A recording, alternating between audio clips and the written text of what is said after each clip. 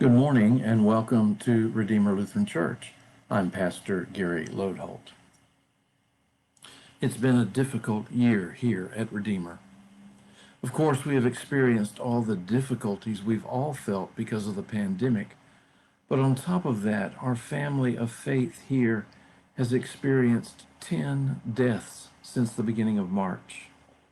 Only one of those deaths has been due to COVID-19. It's been hard for our church family, particularly in a time when we couldn't be together to share our grief in person. And yet we are a resurrection people, filled with hope.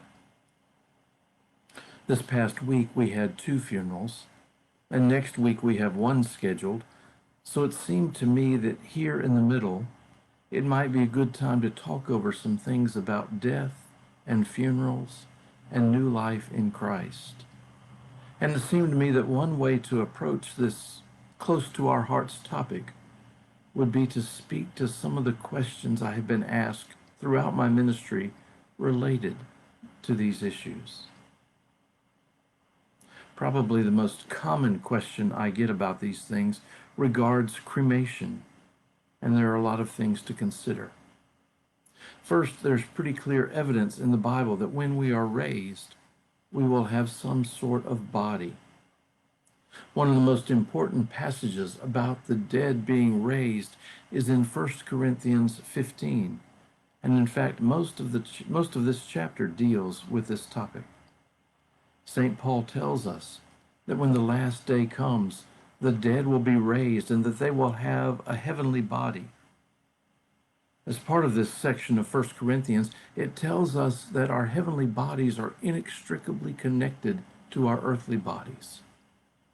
Paul uses a seed to give us an analogy.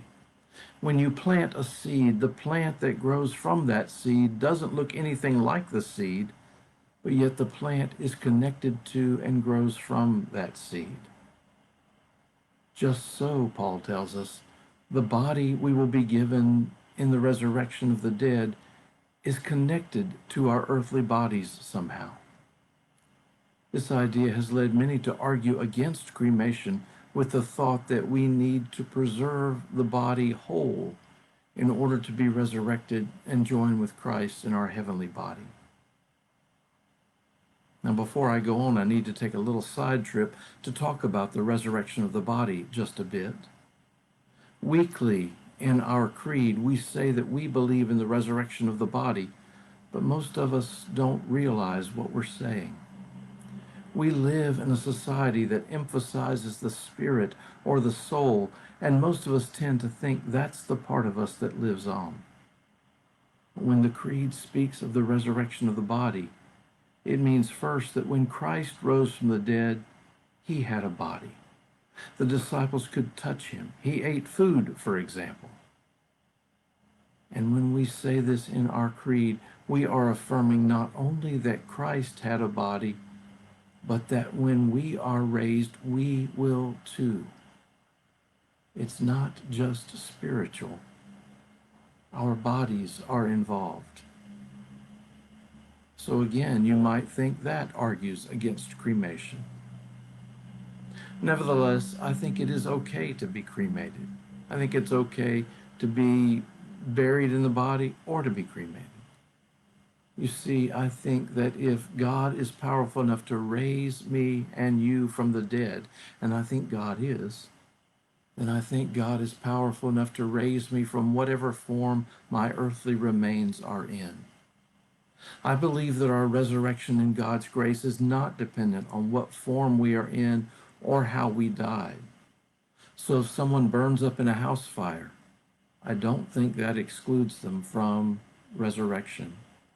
Or if someone goes down in a shipwreck and gets eaten by fish, I don't think God is going to say that person can't be raised.